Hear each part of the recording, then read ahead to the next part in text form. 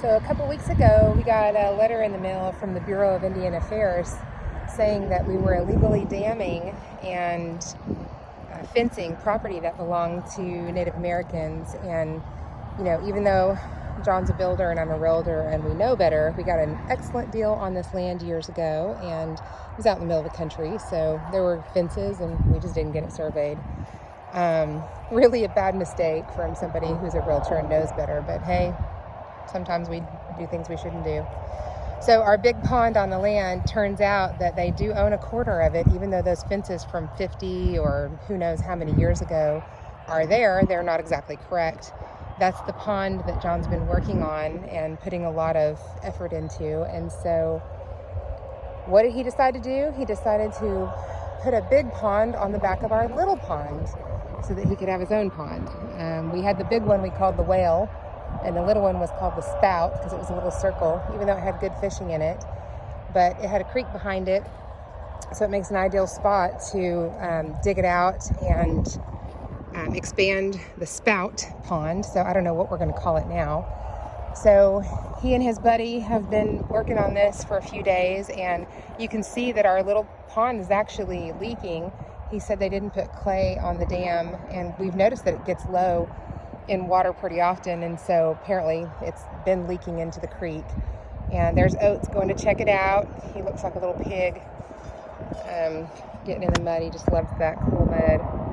So as we started digging, our soil out here is very rocky. We're out in Okemah, Oklahoma, by the Okemah, Cromwell, Seminole area in Seminole County, and the land out here is very rocky, and which is great because we can use these rocks for landscaping and we can also sell them, but we have so many.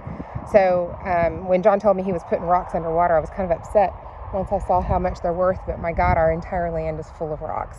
So he's building these little fish homes. I'm not much into fishing personally, so I don't know much about it, but apparently this is what the fish like. So he's made all these little fish homes in the middle of what's going to be our new big pond.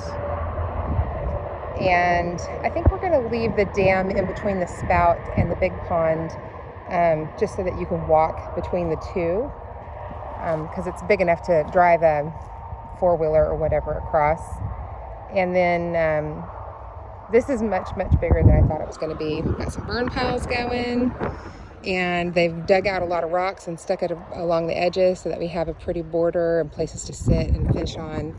And then the interesting thing is we did have a few inches of rain the other day, and you know, he was really upset because he kept saying, oh, if I had the dam in, my pond would be full.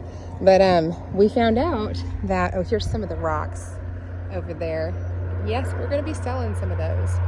But we found out that our land, you can hear it, the highway is right there. It backs up to a major highway, and apparently there's a drainage system that drains right onto our land. So that's excellent because it hasn't rained in days, and look at all this water we have pouring in. A little waterfall here, and that is just pouring in from the highway, I guess. We always had a little creek that came through here, but you know, there's creeks all over the place. So this is about 4 foot deep right now, and it's just going and going. And you can see all that, I guess that's called shale, that rock wall. So John's making little homes for the fish so they have places to hide. And then he said that the edge of the pond is going to go right out there where those rocks are, and he said that it would be great because you'll just throw your fishing line right into this deep part, but it would be hard to get them out because they're going to come over the ledge. So I suggested that he just make a rock walkway right here that kind of sticks up out of the water so that you can always walk over here. And he said I was genius, of course. So, you know, sometimes the wife has to come in at the last minute and tell you what really needs to be done after they do all the heavy lifting. And I'm usually right. So he's digging a path to let all that water come in. And I guess we'll be filling it up. I don't know how long it's going to take to fill this up. It's don't know, 20, 30 foot deep. I'm not sure how deep this is going to be. It's going to be huge. He was really happy with that other pond until he found out he has to share it. And even though he met the people and they're really nice, it turns out that that land was given to them at statehood. And because of that, every family member that is part of that family has access to that property. And so even though they have a tiny bit of our pond, they have the right to fish it.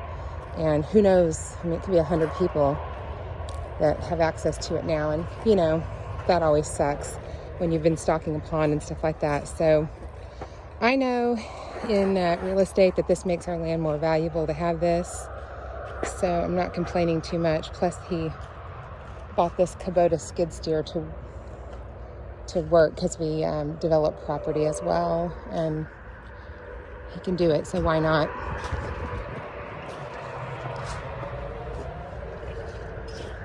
One more view.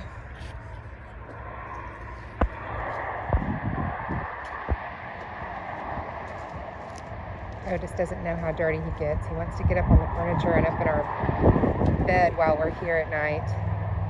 Lovely. We'll update you later.